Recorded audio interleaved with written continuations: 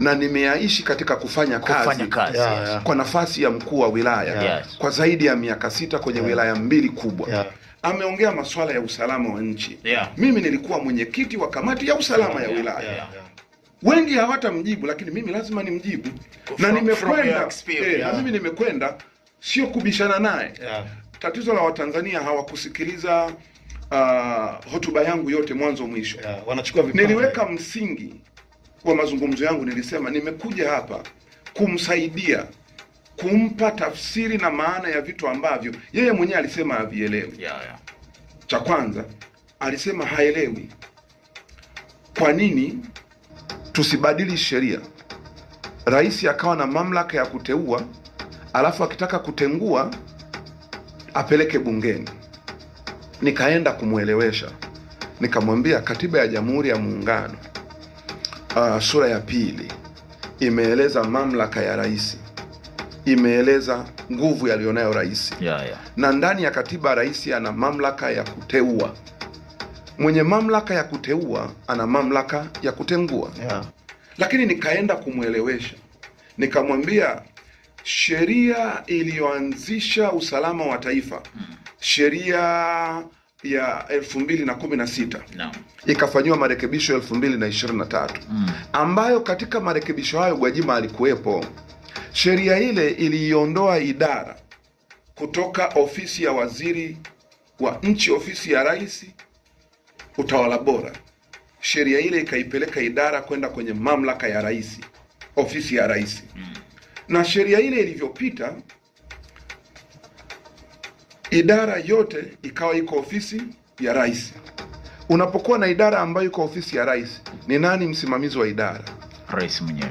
Sasa leo unakujaje kusema kwamba na shauri tubadili sheria ili rais ateue asitengue, pasipo kushauri kwamba ninashauri tuitoe ofisi ile kutoka kwenye mamlaka ya rais, tuitengeneze iwe muhimili mwingine kama ulivyo muhimili wa bunge, ili sisi tusaidiane na rais katika kuteua na kutengua.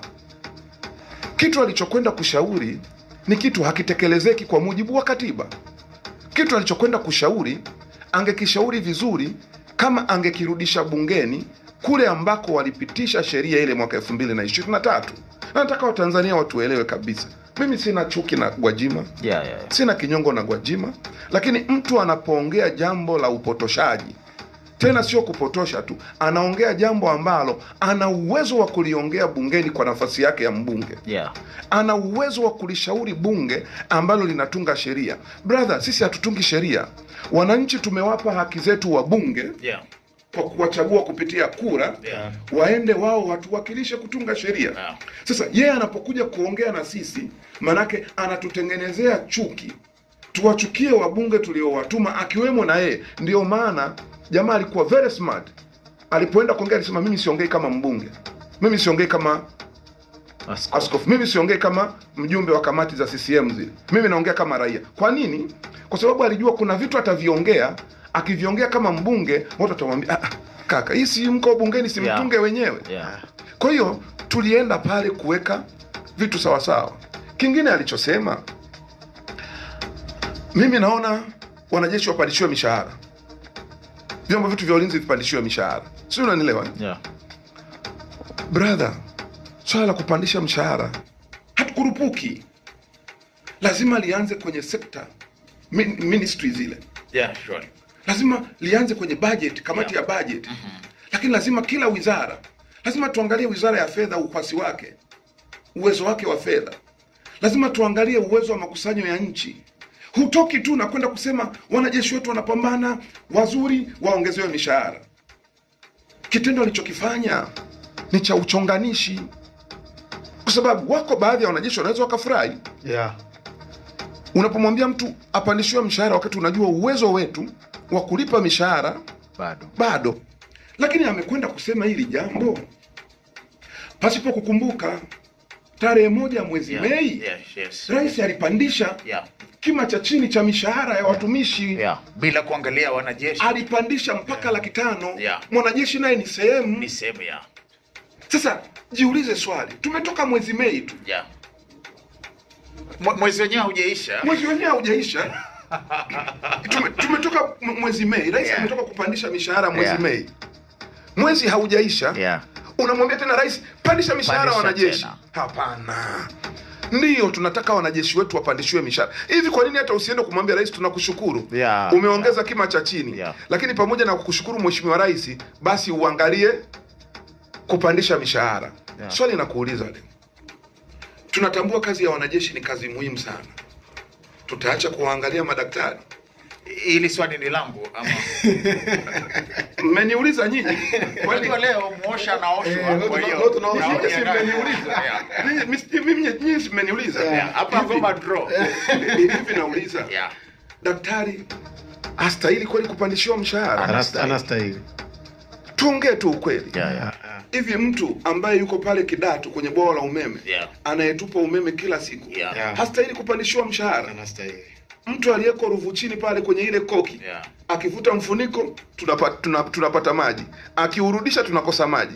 Hivi yule anayekesha pale usiku na mchana hastahili kupandishwa mshahara? Anastahili. Tusitengeneze double standard kwenye nchi yetu. Kila mtu ana umuhimu wake kutokana na kazi aliyochagua kuifanya. Kwa hiyo alichokwenda kukisema nimalize. Alichokwenda kukisema, amekwenda kusema jambo ambalo tayari rais ameshalifanya.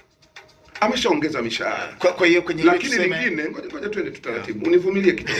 Sawa. Lakini lingine, mishahara ya wanajeshi imeboreshwa. Maslahi ya wanajeshi wetu yameongezwa.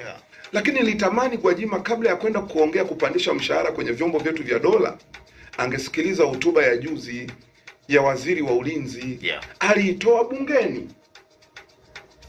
Waziri wa ulinzi alifanya mkutano idara ya habari maelezo akieleza miaka 4 ya wizara yake wamefanya nini.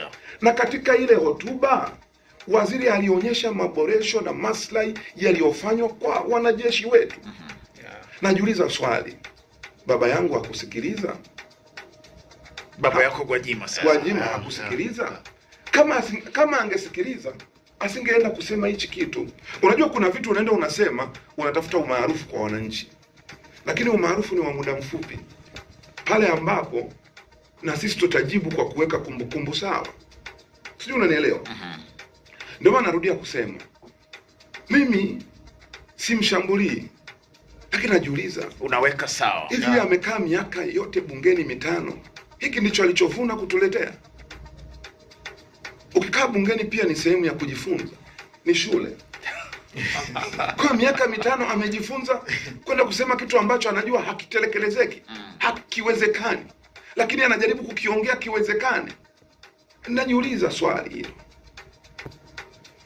Nadhani kuna kitu nyuma yake ambacho unafikiri ni kipi? Wanasema ukimwona mbuzi juu ya mti ujue kapandisho. Nakushukuru. Lakini pia mimi ningeomba nipongeze kwa maelezo mazima ambayo ameyatoa mheshimiwa hapa.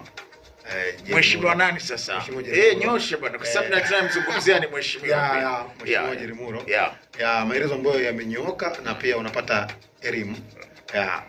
Ningetamani kufahamu, ukisikia kwenye hotuba ya mheshimiwa Gwajima ameongea vitu vingi sana. Na mimi nimependa tukiwa na taifa ambalo hoja inajibiwa kwa hoja.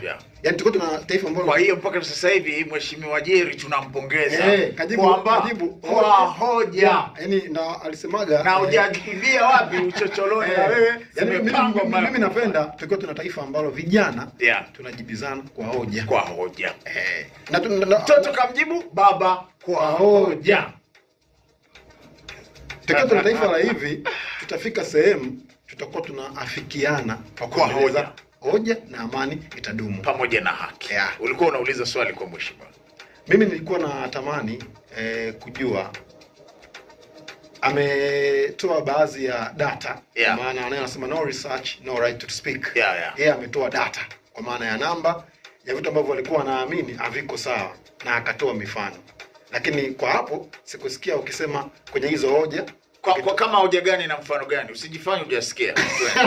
Nikimnukuu mheshimiwa Gwajima amesema watu wamekuwa na hofu kwa maana mtu anajua nikiongea kitu fulani au nikioje kitu fulani na kuwa sina uhakika wa usalama wangu. Akasema hata yeye ajui kama ndio anayefuata. Ndio. Nimekumbuka kwenye hii ya watu kupotea. Akasema kwamba hata yeye ana uhakika kama anafuata. Lakini uzuri leo tumekuwa na mtu ambaye amekuwa mwenyekiti wa kamati ya usalama kwenye ile, anaweza akatusaidia na mtazamo wake, kwa sababu wote tuko kwenye nchi moja. Kwa hofu kama ile ambaye anakuja mbunge anasema kwa wananchi wake kwamba hata yeye mbunge ajui kama ana usalama.